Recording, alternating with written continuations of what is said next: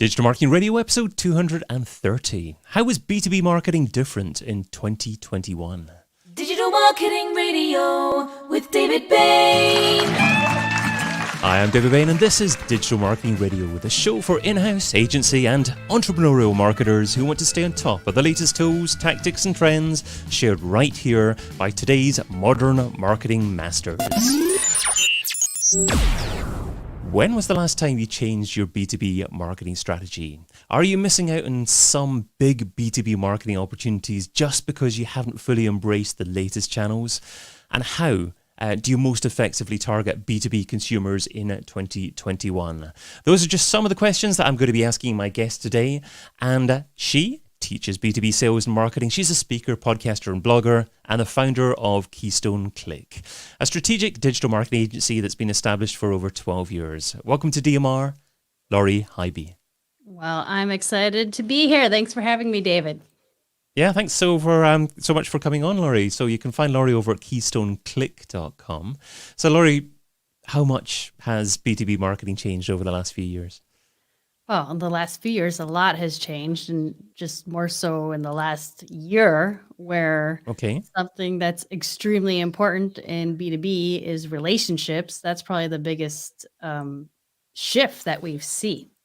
And so I'd say that relationships are still very important. However, they are different, how we are going about creating and nurturing those relationships. And that's really what B2B is all about. Okay, so have some B2B marketers really panicked over the last year and they've just been playing catching up to a certain degree because of the C situation? Yeah, the C situation. I like it. I haven't heard it called that. Absolutely. I mean, there's a number of clients that we have and just across the board in the B2B space where a big chunk of their marketing budget was trade shows or conferences or just major events that they even would put on to nurture the relationships that they've had. And when that is the bulk of your new business generation and marketing budget, and then all of a sudden you can't do that anymore, there's a lot of quick hustle and bustle to figure out, well, what do we do? Because this is how we get new business and this is how we engage our current clients. So major changes happening. Okay, so what do the B2B marketers do then? Do they try to replicate what they used to do by replicating that face-to-face meetings and try to do the same sort of thing online, or do they have to replace that activity with a completely different activity? I think it's a combination of all of the above. That face-to-face activity, so networking, going to conferences and learning and educating others, because that's a lot of what B2B is educating the value that you're able to provide within your product or service offering. That changed significantly from conference to let's hold a virtual conference or a virtual trade show or do virtual networking. Now, there's definitely some pros and cons with that. What is extremely important is to make sure it's engaging and you're providing an experience that is not going to just have someone watching and listening in the background while they're checking email and doing their social media. You want to make sure that it's engaging and they're fully 100% invested in the experience that's being provided. That takes a lot of work. So talking about providing a watching and listening experience, we're trying to throw a lot of balls up in the air, spin a lot of plates, however you want to describe it just now while we're recording this podcast. We're actually broadcasting live into Clubhouse, which is a very new app that we've discussed before here in Digital Marketing Radio, but we're actually doing it live into the room. I see that kind of Roman's joined us on the stage. If you've got any thoughts on the conversation that we're having, we've got Kelly and Brad watching as well. If anyone else that's part of Clubhouse would like to join in the conversation, feel free to raise your hands or feel free to join in the conversation, and we'll try and involve you as part of the discussion here as well. Of course, I'm discussing having this conversation with Lori. We're broadcasting live to Facebook, YouTube and LinkedIn, and we're also obviously producing a podcast, recording a podcast as well. But let's move on in terms of the B2B discussion and talk about maybe specifically what marketers have to do tactically in 2021 to be successful. So when they're perhaps initiating a new marketing campaign in 2021, what are some of the steps that they have to do in terms of research, in terms of initial steps prior to actually engaging in a marketing activity? Yeah, absolutely. I think that's a fantastic question. And you hit the nail on the head when you said research, because that is often one of the biggest mistakes that I see marketers or companies making in the B2B space is they're just jumping out to any platform and without a plan of attack. And so when you're talking about research, you really want to understand your target customer. And now they've changed. We've all changed in the last year.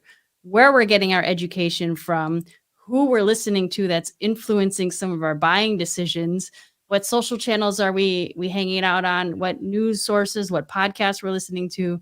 The better that you can understand that ideal customer, the better you can position yourself to be hanging out where they are hanging out online. And that is something that it takes time. You have to get inside their head and really understand what's the pain that they have so that you can communicate a message that's going to connect and resonate to them as well. So where are they hanging out and what's important that's going to add value to them from an educational standpoint. Once you figure out those two components, then you can start tactically moving forward and creating content and positioning it in the spot that your ideal customer is. So we're obviously talking about marketing from a B2B perspective here. Does that mean that for that type of marketing, the first place for most businesses is going to be LinkedIn?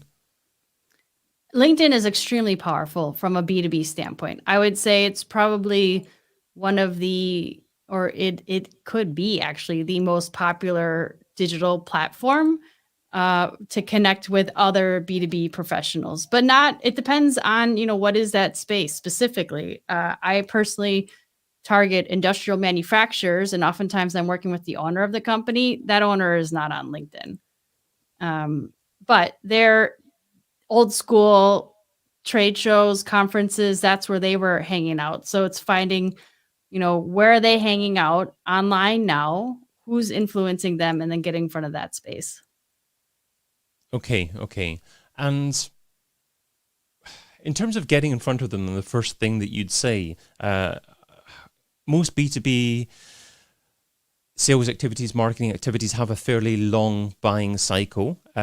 So I guess one of the biggest mistakes that the majority of marketers would make would be to go in for the kill too quickly. How do you engage with someone online without being too overt and actually trying to sell something too quickly to them? Yeah, well, correct. You don't sell at all, honestly. You provide value. You have to start with the brand awareness part, especially if you're going after an audience that is not familiar with your brand. You have to get them comfortable knowing who you are and that you do have valuable information to provide, a valuable product or service, whatever it may be. But first and foremost, you need to establish that trust. We all know, people do business with those they know, like, and trust. So you can't go for any sales pitch until that trust is established. And you do that by educating and providing resources. And you slowly drip and provide value, sign up for my webinar. Here's a ebook you can, download, or listen to my podcast. You continue to provide information in different platforms, not just one type of medium. You have to diversify how you're getting your content out there as well. Okay. I guess the challenge with LinkedIn is that the organic reach is so good through personal profiles, but you can't use LinkedIn ads through your personal profile. You've got to use company pages for that. I was chatting with AJ Wilcox about LinkedIn advertising for episode 225, and obviously he's a master of LinkedIn ads. Do you have any thoughts on that, on where you should publish content on LinkedIn? And have you actually used LinkedIn ads before yourself? Oh, absolutely. I'm definitely a big fan of LinkedIn. And a lot of what we recommend is getting your team on board and advocating for the brand. So that is one of the features that LinkedIn Pages has, is that you can encourage employee engagement and get them to be sharing the original post from the page. or having your sales and marketing team actually publishing value add content within their own profile. So as a company or a brand, providing information that they can publish on their own, or encouraging them to share the original post from the organic perspective. Paid 100%, there's a lot of value to that. But again, I see a lot of brands making the mistake that they go straight for the kill and they want that lead gen immediately, but you have to start with brand awareness. And if you don't take that approach and build that trust, you're not going to see a successful campaign. Okay, so let's dive into maybe what that brand awareness looks like. You obviously touched on content marketing there as well. Is there any type of content that you see working particularly effectively at the moment in terms of the first piece of content that someone will see from a brand? Ooh, that's a really good question. So everyone digests information differently. Some people like to read it, some like to watch it, some like to listen to it. So I'm an advocate of diversifying how you're getting your content out there so that you're connecting with all different types of the consumers, or however they're digesting that content. Video definitely has a really strong, powerful reach right now. Tons of research at this is where a lot of people are investing their marketing dollars, but they're also getting the best return. I mean, obviously you have a podcast show that's video, you're live streaming. Anytime you can go live, there's a way higher engagement rate as opposed to just publishing after an edited file is done. So that's a really good way to just start building a relationship beyond here's the information, but someone is able to connect with you because they can see you, and there's this level of authenticity that helps to establish trust faster then. Yeah, great points there. I love the idea of a brand actually launching their own show or series, but I think the mistake that a lot of brands make is they do the show or the series just by the brand, and they talk about their products or their services directly in that. And really, it should be one level above that. It should be the category of content or something that's of particular interest to their audience.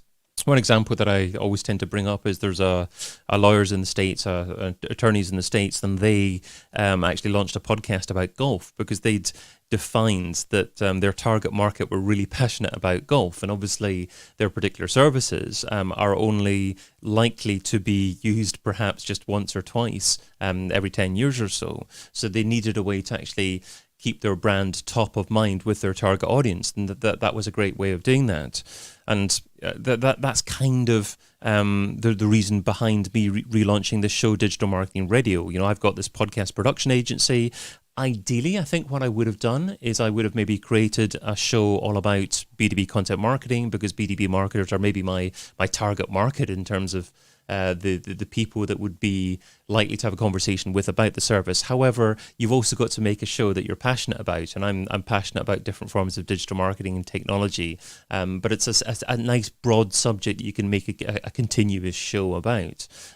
Is that the kind of way that you would recommend a business to structure the content that they produce on a regular basis? Absolutely. I mean, you basically said exactly what I would have said. So, sorry. No, that's okay. I have a podcast that I know you're going to be a guest on my show as well very soon. It's called Social Capital.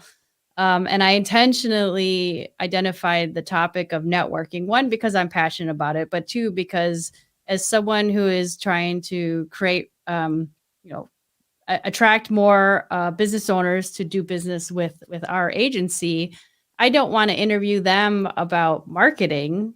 That's not something they're interested in talking about. But every business owner, especially in the B2B space, it's all about networking and building relationships. And that's a common ground. So it's identifying that common ground that your target audience is going to be interested and comfortable talking about.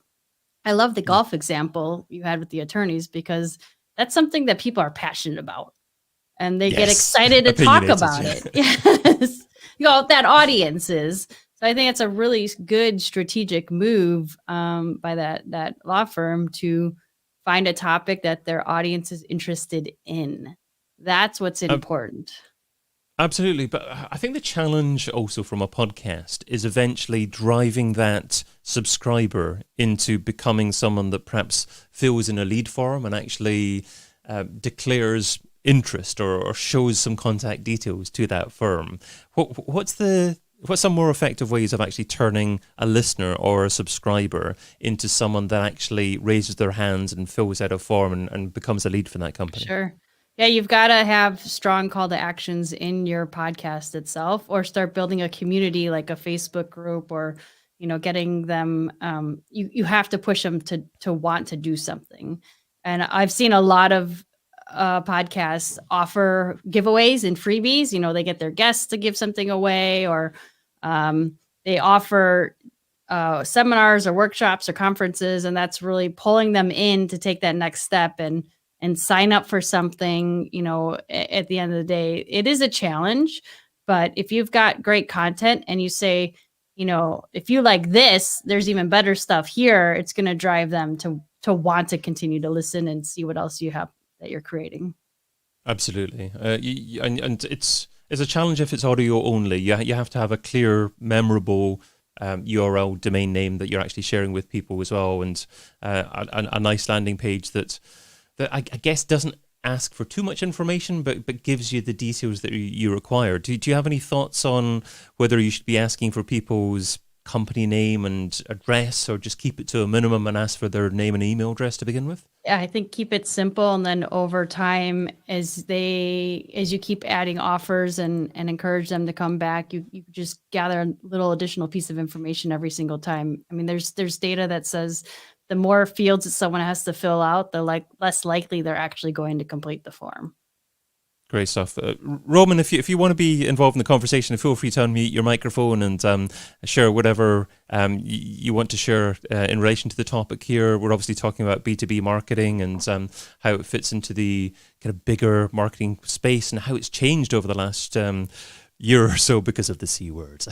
But what we'll do now is actually, let's segue into the second part of our conversations. And now it's time for Lori's thoughts on the state of digital marketing today. So let's start off with secret software. So Lori, share a lesser known MarTech tool that's bringing you a lot of value at the moment and why that tool is important for you. Oh, this one, it's a good question. I really like Lumen 5. Lumen and the number 5. It's a great tool to quickly convert text into a video.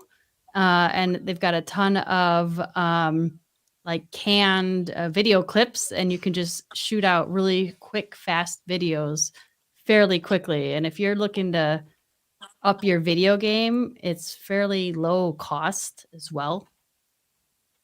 Brilliant. Okay, yeah. I've made a note of that there. Robin, I saw you unmuted yourself there as well, but feel free, you muted yourself again. Feel free to unmute yourself and share any thoughts there.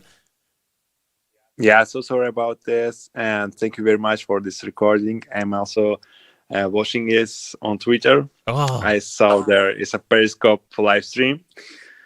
So I have a question, guys. Can I ask that? Go for it.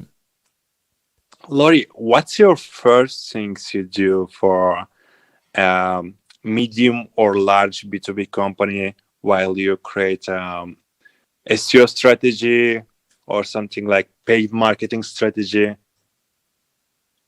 As far as like low-hanging fruit opportunities, is that kind of what you're like, easy foot in door type activities?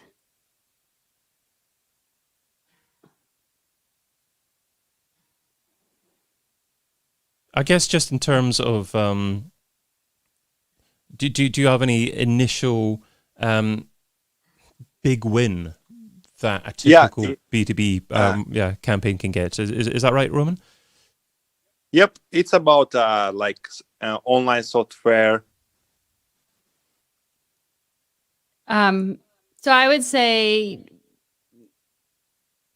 I would look at your email list as a really good starting point for any sort of, if you want to get moving fast and you're not necessarily ready to do the research and build out a full plan, your email list can be extremely powerful. So if you're looking at your past clients or customer database, you can upload that list to some social media channels and actually, one, put ads in front of them so that you're reminding them that you exist, but two, also, depending on the size of your list, that social media platform will aggregate the data of that user base and identify individuals that are similar to that. And then you can start putting ads in front of them as well. But also just using that email list to get back in their inbox. I think that's usually one of the first questions that we ask our clients is, do you have an established email list? Because if you do, there's a lot that you can do with that. It's funny that so many people were saying email was going to die quite a few years ago, but it's still probably one of the most important marketing tools out there. And of course, you can do other things with it as well. If you've got a decent email list, you can build a wonderful retargeting custom audience out of that as well. Yeah, I have a love-hate relationship with email. It's great from a marketing tool, but I really don't like it coming in my inbox. I know. I'm going to button my lip about that one and not talk about myself. But let's move on to something that's Sure.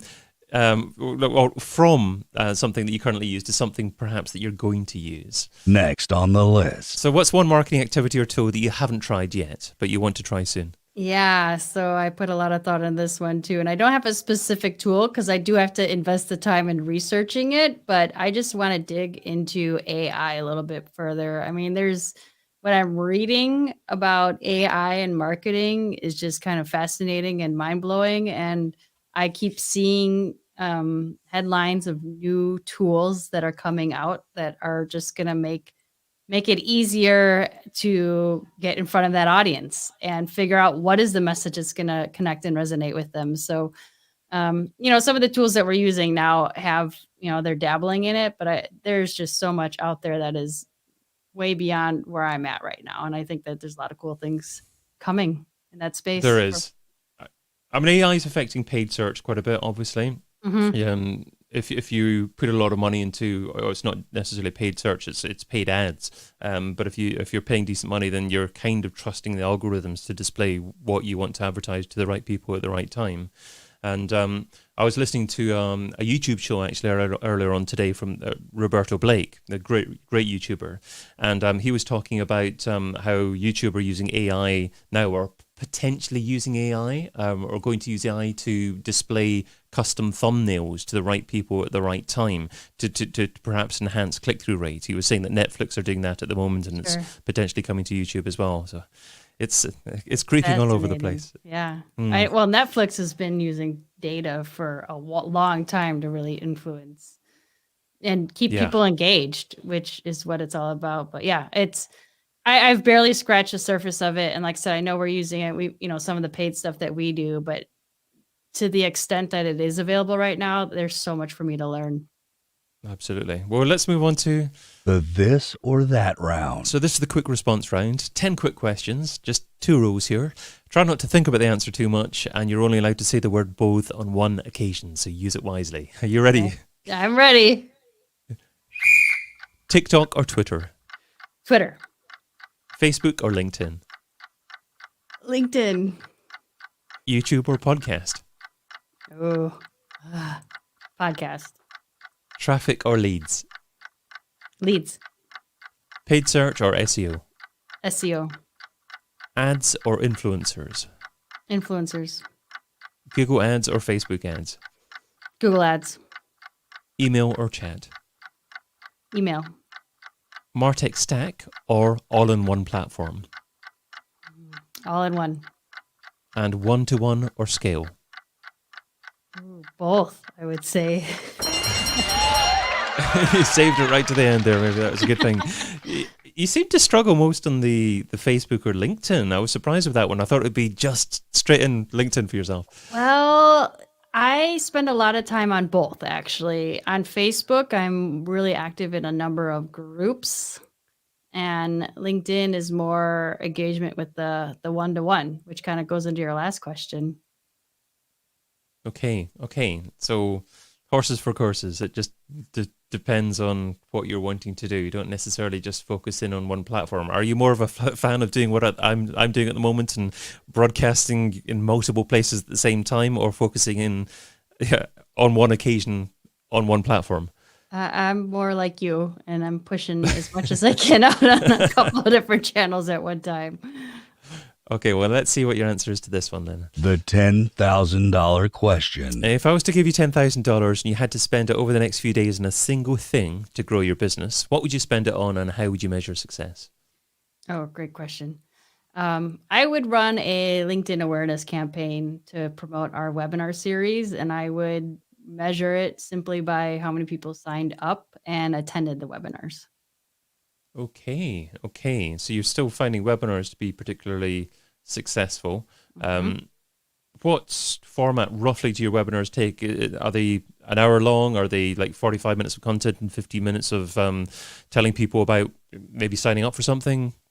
Yeah, it's about 35 minutes of content. Then we open up for some Q&A, and then we have an offer that takes them to that next step. And what kind of conversion rate is reasonable to get from LinkedIn to get people to attend a webinar? That is a great question, and I don't have the answer to it. That's okay. That's okay. We can maybe tweet that after or share that in the show notes. Sure. After. I mean, if you think about like email and ads, 2.5% is, I would say, really strong. From a paid ads, I mean, that's like the bare minimum I would be comfortable with. But we just started running LinkedIn ads for our webinars, so that's why it came. Okay, and maybe that's okay. I'm gonna just stay in the subject just for one more question, and that's show up rate for webinars, because I've hosted a few webinars, a few virtual summits in the past, and I've found that perhaps only 25% of people who sign up for it actually turn up. Is that a reasonable number? Would you hope to have many more people actually turn up? Is there anything that you can do to get people to turn up? Yeah, so when we started doing them, that seems about accurate. About 25 to 30% would actually show up and attend after registration. But like anything else you do, consistency is what's going to, continue to increase. So our numbers for registrations have increased, but also the attendees have increased. And I think it's because the quality of the content, it's a lot of repeat attendees that we're finding. And then getting other people to advocate online that says, they have really good content to share. So trying to get those influencers out there too. Yeah, we've been using Zoom and it's been working great for our webinars. Great. Yeah, I got a love-hate relationship with most software, including Zoom. The thing about Zoom is it's ultra reliable and lots of people use it. So most people have it downloaded on their computers or however they access. So it's generally easy for most people to join. I don't love the audio quality as a podcaster. You can't really record decent podcasts using Zoom. And it's not got a lovely looking interface. And it doesn't seem to have evolved that much over the last year or so. But it's reliable. It gets the job done at this stage, right? It does, yeah. But Lori, you've offered so much great thoughts, great information. Let's change the subject slightly, just for the last question, and that's it focuses in on someone else. Magical marketer. So who's an up and coming marketer that you'd like to give a shout out to? What can we learn from them, and where can we find them? Absolutely. So Eric Clark is someone that's in my local community here in Milwaukee, Wisconsin. He just launched a new company called X Influence. He's helping companies really focus on micro content and building their brand and attracting leads. He's been creating a lot of his own content. He's got a number of podcasts. He has a lot of video. Really strong presence on social media. I've seen him pretty active. He's playing around with Clubhouse a bit, but his website is expoinfluence.com. Eric Clark on LinkedIn. You'll find him there too. Wonderful stuff. Well, you've been listening to Lori Highby from Keystone Click, who on today's episode of Digital Marketing Radio shared lots of wonderful tips about about LinkedIn, but also about specific aspects of B2B marketing, such as don't go all in on advertising to begin with, build relationships with people to begin with, do a lot of research in your target market. So lots of great tips in that first section there as well. We then moved on to secret software, where you shared Lumen 5 as your secret software. So I'll make sure there's links to that in the show description on YouTube, on the podcast show notes at digitalmarketingradio.com. You talked about AI as your next on the list as well, and of course you shared your magical marketer as Eric Clark as well from X-Influence. So I'll make sure I include links as well as his site to your site in the show notes there as well. So thanks so much for joining us again. What's the best social platform for someone to follow you and say hi? Oh, this was super fun. LinkedIn, that's where I'm at. Connect with me, Lori Highby on LinkedIn. Wonderful stuff. Well, thank you again. I've been your host, David Bain. You can also find me producing podcasts for B2B brands over at castingcred.com. If you want to watch the next show live, subscribe to Digital Marketing Radio on YouTube. And if you're already listening to the show on Apple Podcasts, Spotify, Amazon Music, tell a friend. It's good to share. Until we meet again, stay hungry, stay foolish, and stay subscribed. Aloha. DigitalMarketingRadio.com. DigitalMarketingRadio.com. Digital Marketing Radio. Digital Marketing Radio. DigitalMarketingRadio.com.